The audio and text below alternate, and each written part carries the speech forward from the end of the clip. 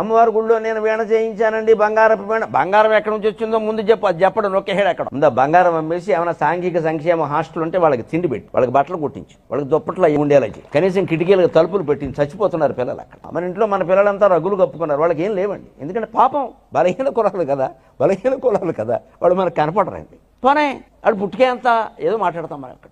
మరి వాళ్ళ గత్యంతరం లేకే కదా అక్కడ చేర్పించింది. ఇంతమంది జమీందారులు ఉన్నాం, సరస్వతీదేవికి వీణ చేయిస్తాం, 100 చీరలు కొంటాం. ఆ సంక్షేమ హాస్టల్ వాళ్ళకి ఏం చేయలేరండి. ఒక్కొక్కరు ఒక్కొక్క గురుకులాన్ని దత్తత చేసుకుంటే ప్రభుత్వం పెట్టాల్సిన పనే లేదమ్మా. కేవలం జమీందారులు దాతల వల్లే అవన్నీ పోషణ అవుతాయి ఖచ్చితంగా.